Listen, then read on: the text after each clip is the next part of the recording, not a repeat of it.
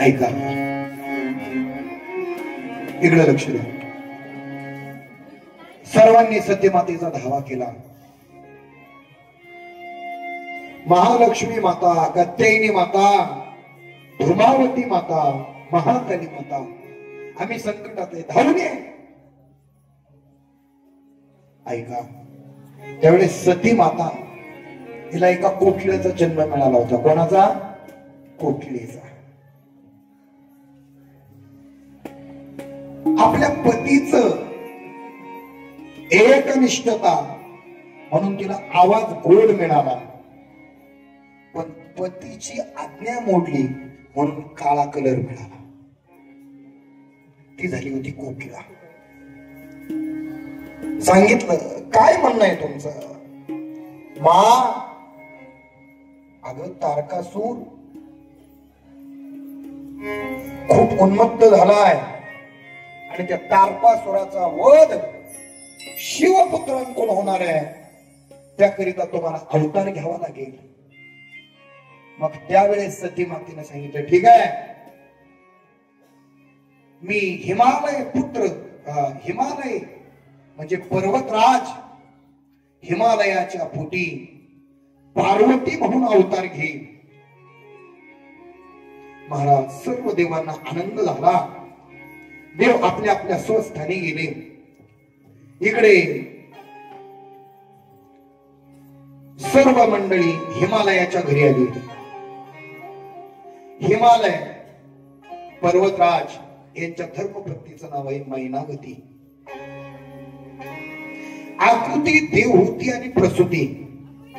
यापैकी आकृती ही रुचिक ऋषींना दिलती आणि ही जी रुचिक ऋषींना दिलेली आकृती ना, तिला 3 मुली झाल्या होत्या बरं का. इकडे लक्ष द्या गावणे माणूस. त्या 3 मुली मेना, धन्या आणि कलावती. त्यातील मायबाप लक्षात ठेवा, जी मेना होती ना, मेना, त्या मेनाला झाली राधा राणी, कलावतीला झाली सीता माता जनकाची पत्नी, आणि धन्या ना, धन्या, या धन्येला झाली मैनावती. आणि ही मैनावती हिमालयाला गेली आणि हिमालयाच्या आणि मैनावती मातेच्या पोटी कोण येणार आहे? पार्वती माता. पुढे धन्या जनकाची पत्नी, तिच्या पोटी सीता माता आली. कलावती ही व्रजामध्ये माझ्या राधा राणीची आई झाली. आणि मेना ही मायबाप लक्षात ठेवा मैनावती. आणि या मेनाच्या पोटी म्हणजे मैनाच्या पोटी माझी सती माता पार्वती होऊन येणार आहे. इकडे मैनावती राणीला आणि पार्वती पर्वतराज म्हणजे कैलास भगवान पर्वतराजांना हिमालयाला सांगितलं, तुम्ही तप करा, कारण माता जगन्माता तुमच्या पोटी येणार आहे.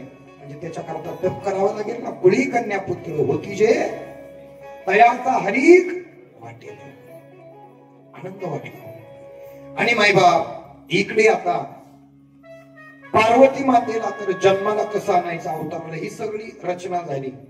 पण शिवजी कुठे आहेत? आणखी गुहेत आहे. आता शिवजींना जाग करायचंय. कोण जाग करणार? ऐका ना, राम प्रभूंचं आणि रावणाचं युद्ध चालू झालं. रावणाचा प्रत्येक सैनिक जवान मरून माघारी प्रेत यावं, सगळं उपाय थांबले. हा मग रावणाच्या लक्षात आलं, काय? कुंभकर्ण उठवायचा. कुंभकर्णाला उठवायला ऋषीदादा असा बेंडबाजा लावला, पण तरी सुद्धा कुंभकर्ण उठला. ढाल तरवारी घेऊन गेले, अशा शरीराला टोचवलं, तरी सुद्धा कुंभकर्ण उठला. शेवटी काय केलं?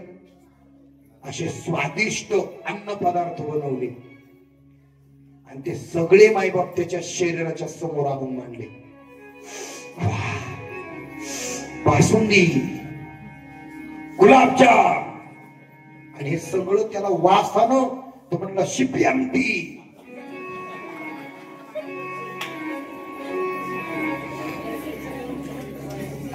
मला लक्षात आलं नाही कोणत्या रोगावर गिरायचे.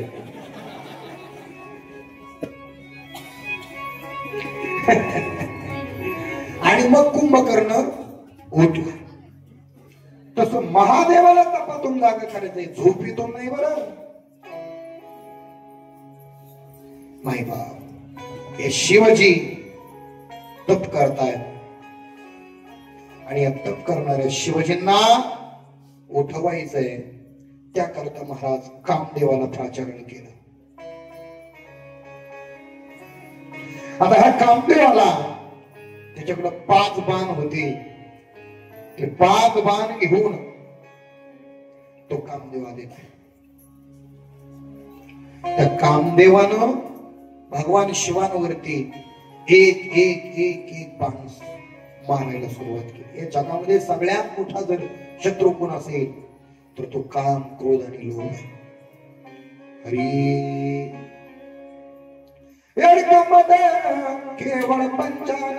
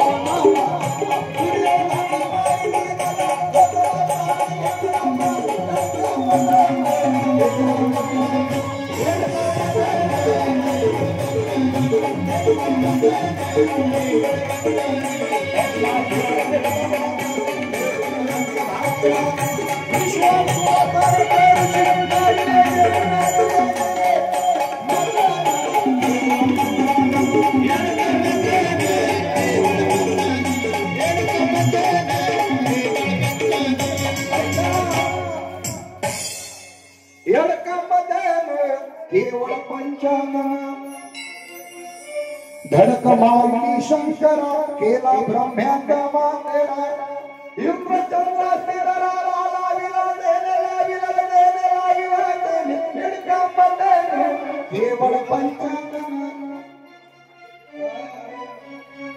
मायबाप भल्या भल्यांना नागवलं. धडक मारिली नारदा केला रावणाचा चेंदा. दुर्योधन मारिली गदा घेतला प्राण घेतला प्राण घेतला प्राण. मदन केवळ पंचानन. कामाच्या कोतवालयाने नाडिले बहुतासी. हरिहराची अब्रू घेत भय नाही त्यासी भय नाही त्यासी.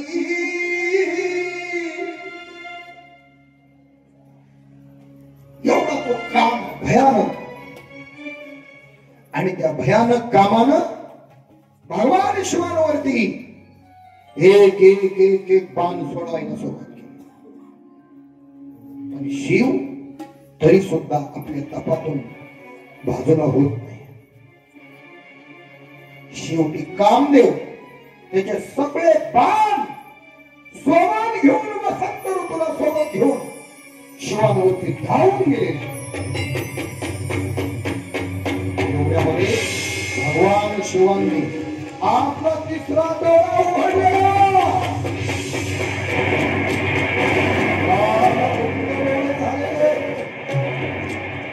कुणी मला या प्राप्त सुखातून बाजूला केलं. इकडं तिकडं पाहिलं, हात जोडलेला मदन समोर दिसला.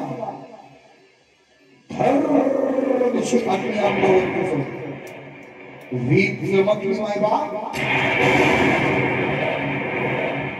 आणि एवढ्यामध्ये तो मदन जरूर आला.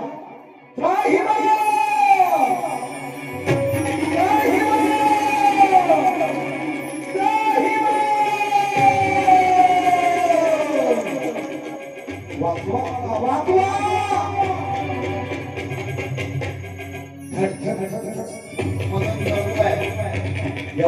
मदनाची धर्मपत्नी नाव तिचं महाराज रती. ही रती माता माझ्या समोर आली. देवा माफ करा, अहो या जगाच्या उद्धाराकरिता माझ्या मालकाला पुढं घातलं.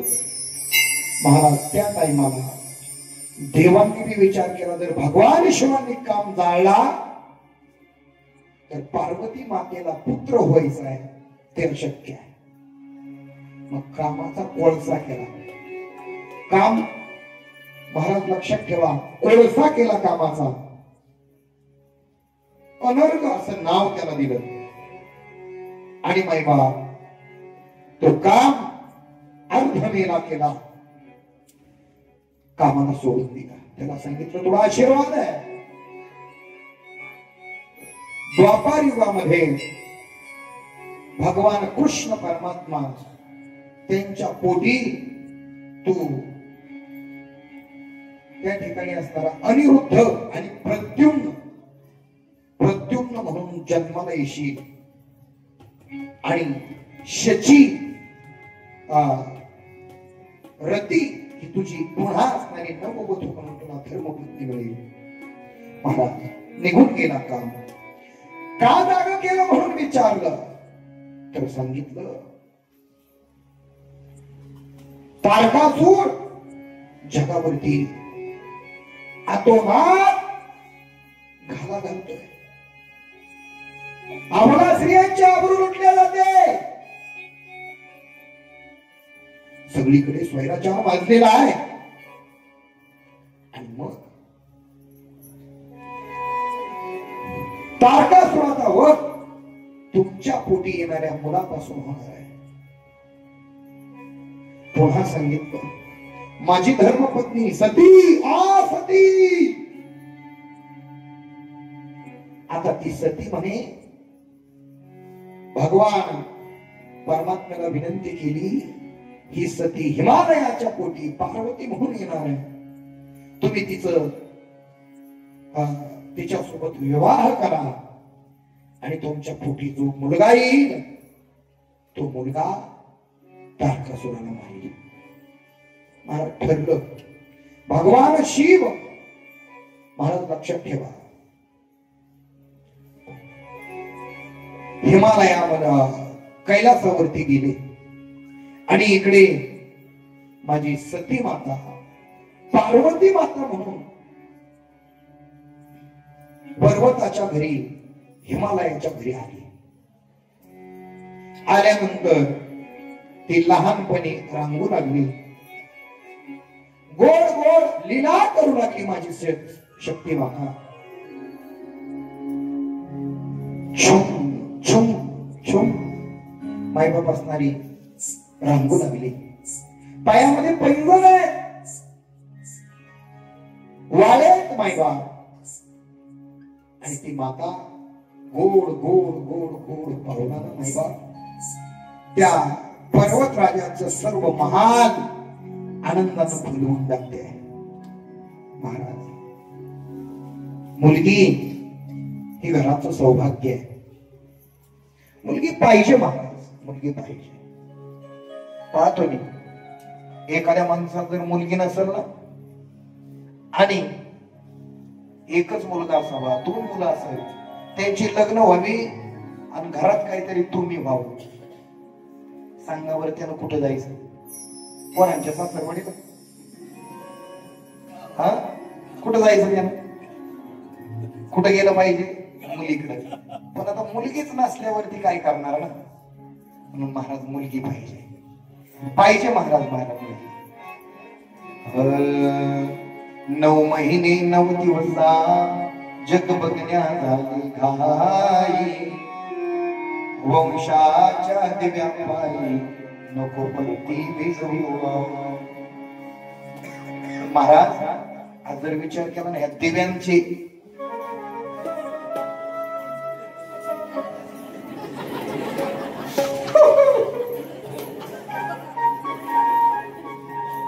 बरोबर आहे का नाही? पण महाराज लक्षात ठेवा मुलगी पाहिजे. पण मुलगी आजच्या काळामध्ये बापानं सांभाळणं हा खूप मोठा तारेवरचे कसरत झाली महाराज.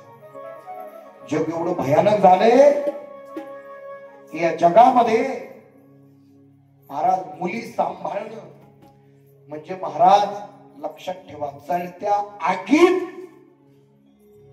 आपल्या लेकराला सांभाळून बाहेर काढणे हे सगळं पेटलेलं जग आहे. काम, क्रोध, लोभ यानं पछाडलेलं जग आहे हे सगळं. हो, तुम्ही जगामध्ये अशी प्रकरण पाहताय, ऐकू वाटत नाही, मुखावट बोलू वाटत नाही. अशा घटना, वाईट वाईट घटना या जगामध्ये घडताय. म्हणून करता मुलींनाही माझी हात जोडून विनंती आहे, आपली आई आणि आपला वडील हे आपल्याला जन्माला येण्याच्या अगोदर 9 महिने 9 दिवस तुमची काळजी घेतात. जन्माला आल्यानंतर 18 वर्षापर्यंत तुमची काळजी घेतात ना बाबा. मग या 18 वर्षापर्यंत तुमचं हित त्यांना कळतं. मग तुमचा विवाह कुठं करायचा, तुम्हाला कसा पती पाहायचा हे त्यांना कळणार नाही का? कळणारच आहे ना. म्हणून लक्षात ठेवा, कोणत्याच मुलीनं आणि कोणत्याच मुलानं आपल्या आई आणि वडिलांची मान खाली जाईल असं कधी बोल टाकता कामा नये. महाराज, आपला बाप फाटक्या कपड्यात असतो, पण त्याची मुलगी जर चारित्र्य संपन्न असेल तर तो फाटक्या कपड्यातला बाप मान वर करून चालतो महाराज. पण ज्या वेळेस त्याचीच मुलगी काहीतरी वाकडं पाऊल टाकते ना, त्यावेळेस तोच कितीतरी कडक कपड्यातला बाप महाराज त्याला गाव सोडावा लागतो. तो महाराज गावात सुद्धा येत नाही का? कारण जाण त्याने तवच जियावी, जव अपकीर्ती अंगान भवे. मुलगी महाराज, मुलगी म्हणजे चैतन्य. पार्वती माता छुम छुम छुम छुम करत महाराज पैंजण वाजवते. किती मोठा बाप असू द्या, किती मोठा पदावरती असू द्या, पण लहान मुलीला पाहिलं ना, सगळं मोठेपण बाजूला ठेवतो. आप्पा बालाय म्हणतो का नाही? किती मोठा असू द्या महाराज, पण म्हणतो हो. आणि बाप मुलीवरती किती प्रेम करतो हे तुम्हाला, मला वाटतं या कथेमध्ये समजणारच आहे पुढे. त्यावेळेस या सती मातेला, पार्वती मातेला पर्वतराज वाटे लावणार आहेत ना, तो प्रसंग समोर येणार आहे. इकडे सगळी काही महाराज एक दिवस नारदजी येतात आणि त्या सती पार्वती मातेला सांगतात, पार्वती काय करतेस? काही नाही, बाललीला चालू आहे. त्या बाललीला चालू असताना त्या पार्वतीला सांगितलं, तू जन्मोजन्मीची भगवान शिवांची अर्धांगिनी आहेस ना, पण तरी सुद्धा तुला तप करावं लागेल. माझी पार्वती माता महालामध्येच तप करते. ओम नमः शिवाय,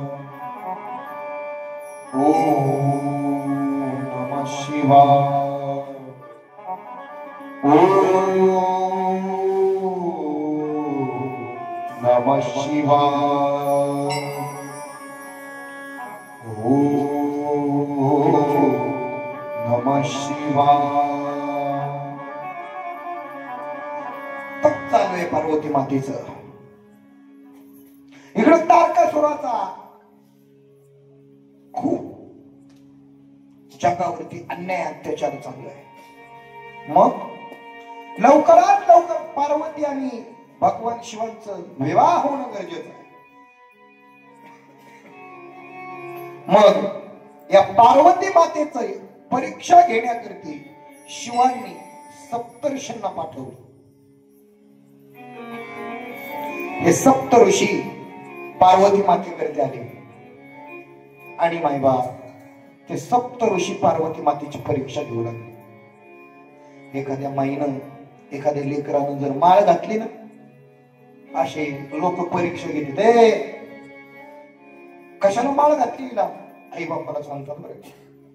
म्हटलं काय झालं माळ घातली, मग पाप केलं का आई बापानं माळ घातली मुलीला. आपण पुढं कसं भेटतंय कसं नाही. एक सांगू का, बरीच लोक परमार्थात आहेत, पण मी खरं सांगतो तुम्हाला, किमान जे आई वडील वार करीत ना, त्यांनी तरी आपल्या मुलांना जलमल्या जलमल्या माळी घालत. एक सांगू का, त्यांनी काढून टाकू द्या. त्यांना जोपर्यंत कळत नाही ना, तोपर्यंत तुम्ही त्यांना माळी घाला. त्यांना कळायला लागलं, त्यांचं हित असेल, त्यांना त्यांचं हित कळलं तर ती ठेवतील, नाही तर काढून टाकतील. पण त्याच्यात तुम्हाला दोष लागणार नाही. आज एवढं भयानक युग झाले. आज या जगाचा जर विचार केला तरी व्यसन आणि फॅशन चांगल्या चांगल्याची घरं बसली महाराजांच्या. म्हणून मुलांनी बर का, मुलांना तुम्ही सगळी अतिशय चांगली आहेत हो, मुलांनी कधी व्यसनाच्या अधीन होऊ नका आणि मुलींनी कधीच फॅशनच्या नादी लागू नका. मला खरं सांगा बरं, ही फेअर अँड लवली का काय म्हणतात ना ती, हा ती जाहिरात करणारी ओरिजिनलच गोरी. आता लावणाऱ्या मावश्या हो, हे माणसांच्या पगार बसले, कांद्याची पट्ट्याची पट्टे जागेवर बसले, तुम्हाला फेअर अँड लवली आणून देऊन देऊ. पण आणखी काय तुमचे कलर उजाळले,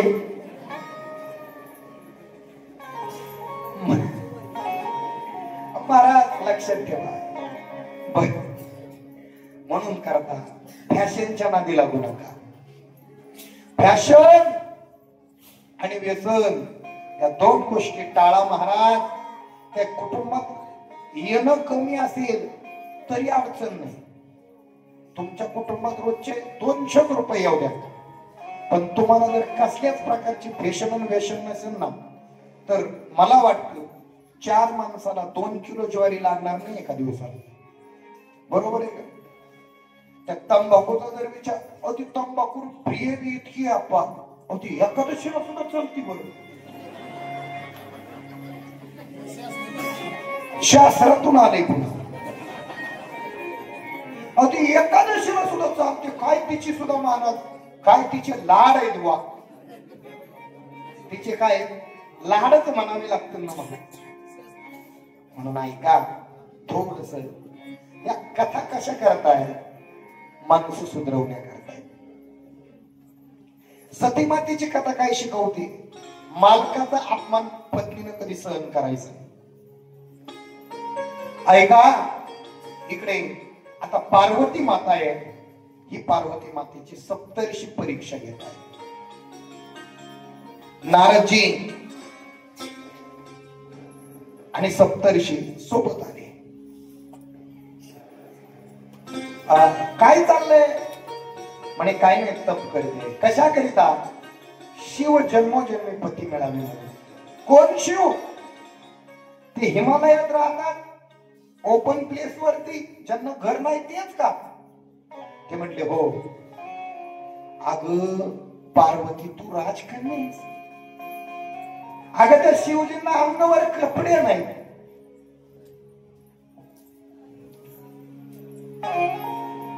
धन दौलतीचा विचार केला तर काहीच नाही, आणि त्यांच्या करता तप करते. एक काम कर, तपच करते ना, तुला चांगला पतीच मिळावा अशी इच्छा आहे ना, मग तुझं लग्न आम्ही भगवान विष्णू सोबत लावून देतो, चालेल का? अगं भगवान विष्णू जगातील सगळ्यात सुंदर आहे. अधरम मधुरम वदनम मधुरम मधुराधिपते रखिलम मधुरम मायाधुरा गुंजाधुरा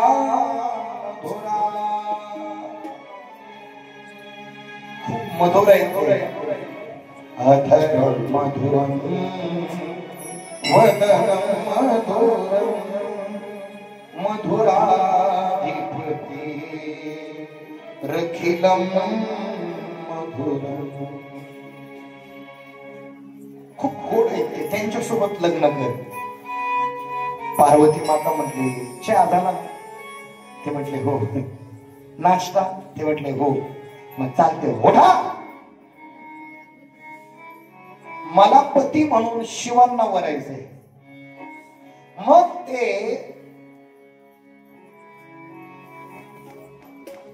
पर्वतावरती राहणारे असो किंवा त्यांच्या अंगावरती कपडे नसो, मला तेच पाहिजे. ऐका ना माय बाप, ऐका ना. तर म्हणा मग आम्ही तेच सांगतो ना. मुली सुद्धा काय सांगतात मला, पण ऐका तो शिवांसारखा पाहिजे बरं का. भगवान शिवांसारखा पाहिजे. हो, भगवान शिव म्हणजे प्रत्यक्ष परब्रह्म. महाराज परीक्षेत पास झाली सती माता, निघून गेले. आणि निघून गेल्यानंतर प्रत्यक्ष भगवान शिव सती मातेची म्हणजे पार्वती मातेची परीक्षा घ्यायला आले. आता परीक्षा घ्यायला आल्यानंतर त्यांनी भिल्लाचं रूप घेतलं आणि भिल्लाचं रूप घेऊन भिल्ली भवानी शिव ब्रह्मचारी त्या ठिकाणी परीक्षा घेतली. त्याही परीक्षेत पार्वती माता पास झाली. पुन्हा भगवंतानं तिसरी परीक्षा घेतली. स्वतः भगवान वृंदावनी वेणू कवनाचा वृंदावनी वेणू कवनाचा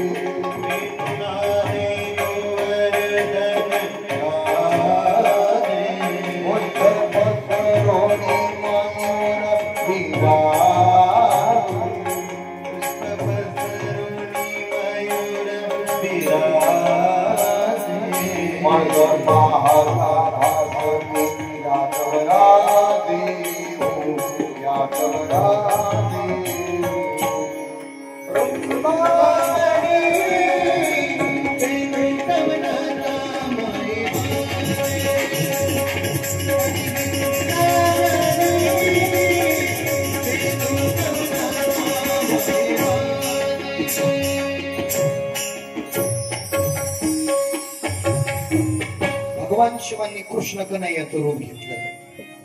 हातामध्ये बासरी आहे, कपाळाला मोरपंख लावलेला आहे आणि ते नटवर गिरीधार रूप पार्वतीच्या समोर गेली. पण पार्वती माता नकभर सुद्धा महाराज तिच्या निश्चयावरून ढळली नाही. खुश झाली पार्वती मातेच्या या तपाला पाहून भगवान शिव. मग आता शिवजी पुन्हा कैलासात गेले आणि ऐका ना, सप्तर्षी पुन्हा हिमालयातलं लग्नाची बोलणी करायला आली. हो, कारण लग्नाची बोलणी करायला शादी माणसं आली पाहिजेत ना. आल्यानंतर त्यांनी मैना माता आणि हिमालय आनंदित झाली. बुवा आमच्या मुलीला जो वर इच्छित पाहिजे होता, ज्याच्याकरता तप करत होते, तो मुलगा मिळतोय. आनंद वाटला. सगळं काही ठरलं. लग्नाचा माहोल तयार झालेला आहे. भगवान शिव पार्वतीचे विवाह करता विश्वकर्मा मंडप देतोय. वा, देवांना निमंत्रण दिलेले आहे. सर्व शिवगण अक्राळ विक्राळ होऊन, महाराज लक्षात ठेवा, त्या ठिकाणी सगळीकडे आनंदोत्सव साजरा करताय. भगवान शिवांसोबत नारद महर्षी लक्षात ठेवा करवले म्हणून निघालेले आणि सगळी मंडळी निघालेली आहे. पण निघत असताना भगवान शिवांनी नवरदेवाचा पोशाख चढवलाय. काय हो, आपल्याकडे नवरदेव रोज दार्यावर, आणि लग्ना दिवशी अमेरिकेतल्या डोनाल्ड ट्रम्प कोणी सुटात फुटात. तुम्ही म्हणाला आम्ही घालू नाही का? 100% घाला. पण खरं सांगा, 20,000चा सूट घेता, तो घेतलेला 20,000 सूट पुन्हा डबल वापरता येतो का? नाही ना. मग ज्यांचे राहिले त्यांना सांगतोय आता, अशी कपडे घ्यायची का ती कपडे आपल्याला लग्नाच्या नंतर बी, हा, नाही तर सूट घालून का गावात आला तर लोक बूट घेऊन पळत येत तुमच्या माग. का? महाराज, जसं सहन होईल, रुचल पचल तसं माणसाला लिहिलं नेसलं पाहिजे. बरोबर आहे का?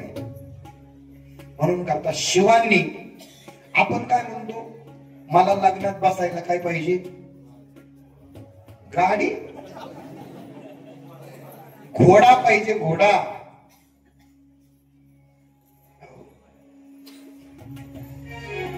तुमच्या लग्नात काय होतं? घोडा नाही. कोणाच्या लग्नात घोडा होतो? आप्पाच्या. आप्पा काळा घोडा होता का पांढरा? हा, आता मला सांगा, इतक्या दिवसात घोडा पांढरा होता का काळा? लक्षात राहते. काल काय भाजी खाल्ली होती? ऐका, विनोदाचा भाग सोडा. आमचे गुरुजी सांगतात, एक माणूस म्हणला, एक नवरदेव म्हणला, घोडा पाहिजे मला, घोडा. घोड्याशिवाय मी लग्नात येणार नाही बुवा. तिकडली मंडळी म्हणजे, नवरदेव बुवा, घोडा नाही आमच्या गावात, घोडा लागेल मला, घोडा पाहिजे असं म्हटले. ते म्हणले, आमच्याकडे बामणाचा घोडा आहे. हो, बिना लगामाचा. हो, मला तो घोडा आणला, नवरदेव घोड्यावर बसला. खड्याचे दिवस होते. तो घोडा लग्नाच्या मंडपातून जो पळाला, तो कसरे मळ्यात, तिकडून साबळे मळ्यात, तिकडून रामदास नानाच्या घराकडून पुन्हा काय तिकडे ते वरे मळा, माडिक मळा, आणि पुन्हा इकडून गावात आला. का बरं? त्याला खडे फिरून दोन दोन दोन दोन पाहिले गोळा करायची सवय होती. नवरदेव तसाच मागे लटकून गेला. महाराज, घोड्यावरती आपण बसतो, पण शिवजी घोड्यावर नाही बसले. शिवजी बैलावरती बसतात. का माहितीये? घोडा हे कामाचं प्रतीक आहे आणि बैल हे धर्माचं प्रतीक आहे. शिवजी लग्न करताय, पण धर्माला आचरण करून लग्न करताय. शिवजींनी गळ्यामध्ये सर्प घातलाय. काय? सर्प. अंगाला भस्म लावलंय. एक दिवस या शरीराचं काय होणार आहे? भस्मच होणार आहे. महाराज, डोक्यावरती जटा आहे, त्याच्यामधून माझी गंगा माता वाहते.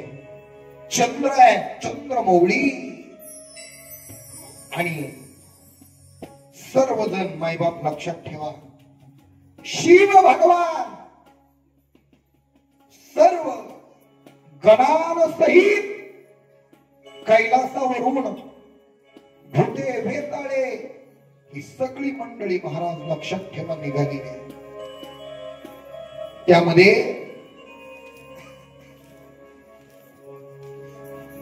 भूत वेताळ सगळी मंडळी निघालेली आहे. गण 1 कोटी आहे, केकराक्ष 10 कोटी, विकृत 8 कोटी, विषाद 64 कोटी, परियात्रक 9 कोटी, सर्वांतक 6 कोटी, दुदुंभ 8 कोटी, चलांक 12 कोटी, कृपाली, संदार, कुंडू, विष्टंभ, चंद्रपातळ अशी सगळी मंडळी निघालेली आहे. आणि महाराज एकच जल्लोष सुरू झालेला आहे. भूते बेताळनाचा दी बेताळनाचा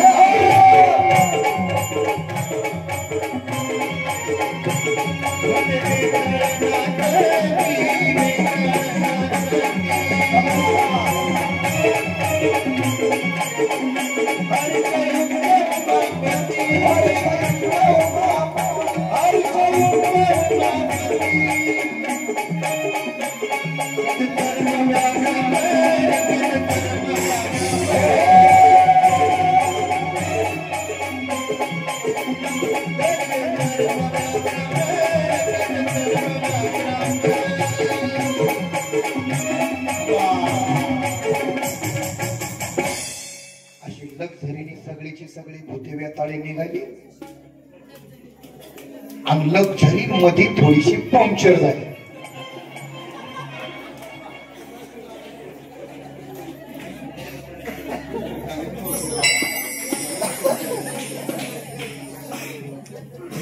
त्यातलं एक भूत दुसऱ्या भूताला म्हणतोय, ऐका बरं इकडे लक्षात, तुझं तोंड कोण आहे रा? तो म्हणला तोंड तुला दिसत नाही का? तो म्हणला मानाच्या वर असत तिथं तर दिसणार. तो म्हणला माझं तोंड कमरल आहे.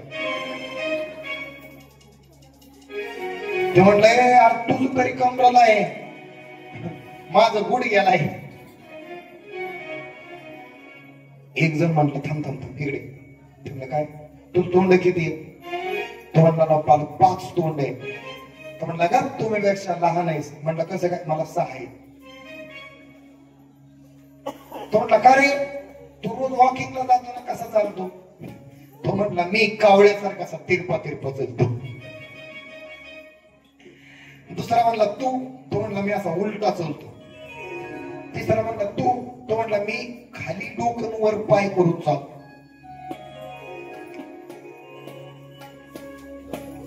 भूते बेताळे नाचती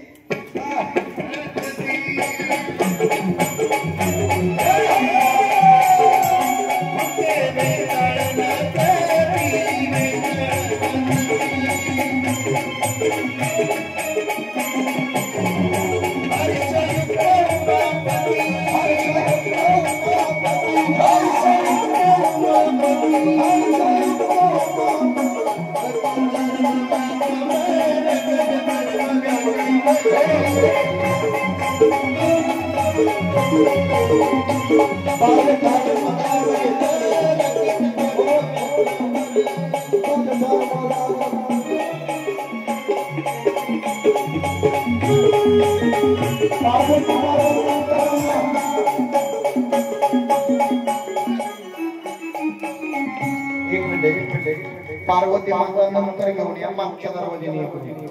आता फक्त शिवजी आणि गणांना येऊ दे. नवरी मुलीचे मामा नवरीला इकडच्या दरवाजाने घेऊन या.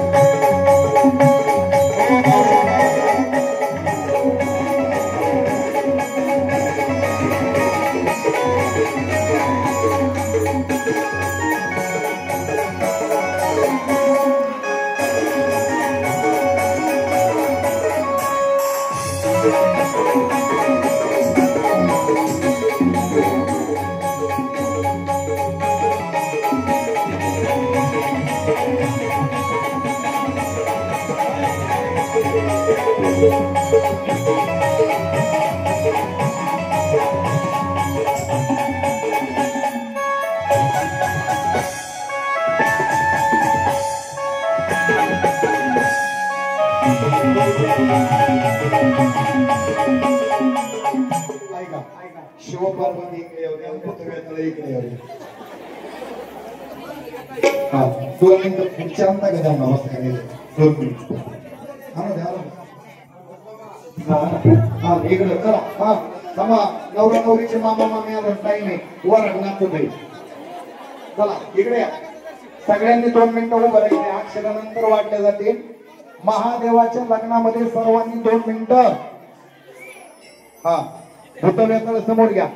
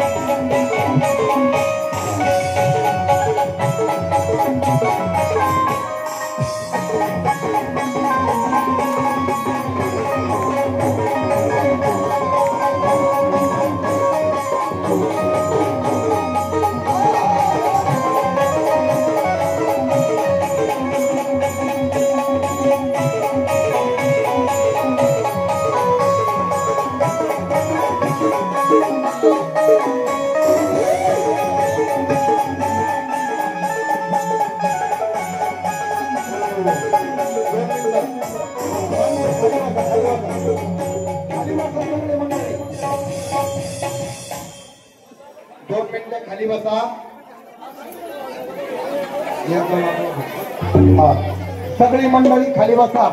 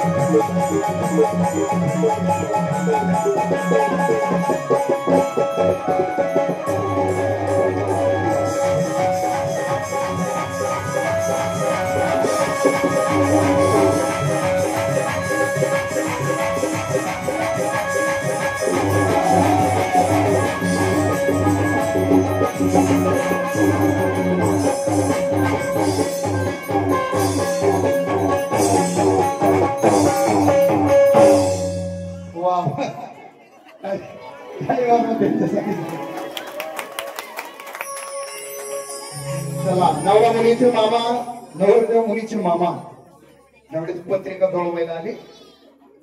बोला म्हणे, एक शांत बसा. ए भूते वेताळ माझा या, चला शांत बसा. खाली बसा, खाली बसा. त्यांना अक्षर द्या गडीवर. तुळशी वंदना मानव सगळ्या भूतांनी बसून घ्यायचं. खाली बसा. इकडे इकडे इकडे इथं इथं इथं वरती बसा. हा, ते नवरदेवाकडली वराडी म्हणजे सांगा सांगा म्हणावा विष्णू. आता थांबावं ना. ते ब्राह्मण काका म्हटले पंजोबा. ते म्हटले साऱ्यांचं पंजोबा मी आहे. आदिनाथ गुरु सकळ सिद्धांचा मच्छिंद्र तयाचा मुख्य शिष्य. मग मैबाप मैनावती माता शिवजी. त्या शिवजींचं औक्षण करण्याकरता वरवळणी करतात ना आपल्याकडे. बस 2 मिनिटं बसा खाली. आणि ती वरवळणी करण्याकरता त्या पर्वतराजांची भगिनी आली. वरवळला, पण आता काहीतरी द्यावं लागतं ना वराच्या बाजूला. आता काय द्यायचं म्हणून लक्षात ठेवा. शिवानं गळ्यातला नाक काढला दिला. ती बेशुद्धच पडली.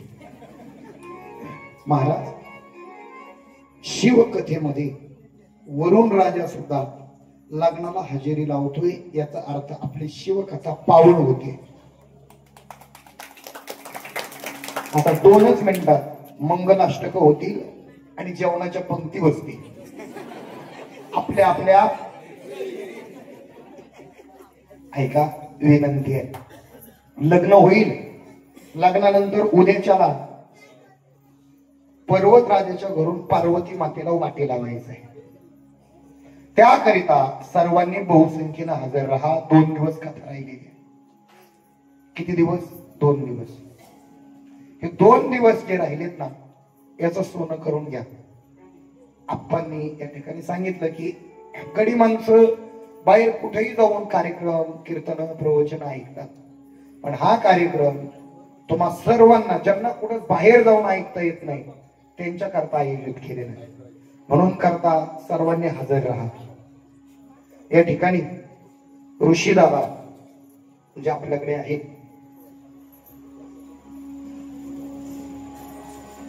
ते मायबाप लक्षात ठेवा. या ठिकाणी गोड आपल्याला गायनानं मंत्रमुग्ध करतायत. त्यांच्याकरता गोड टाळी वाजवाय.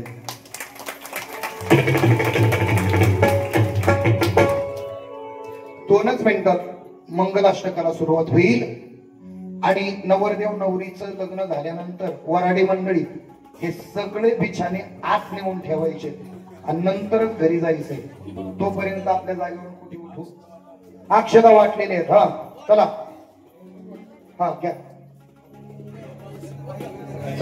मग 3 मंगलाष्टक.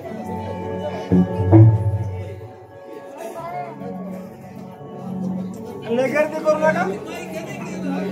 बाकीची मंडळी गर्दी करू नका.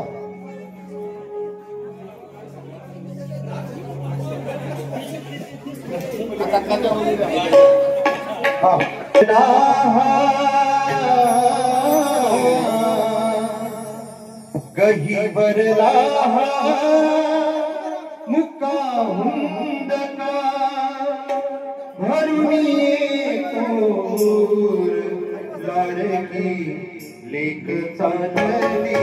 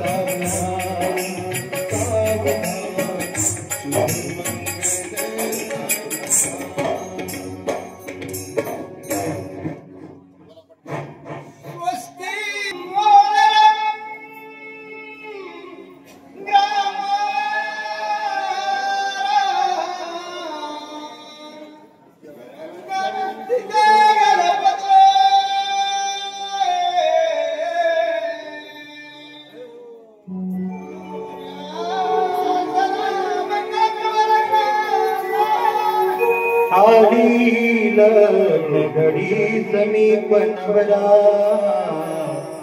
घेवोनिया घरा हुयो ते मधुपर्क पूजन करा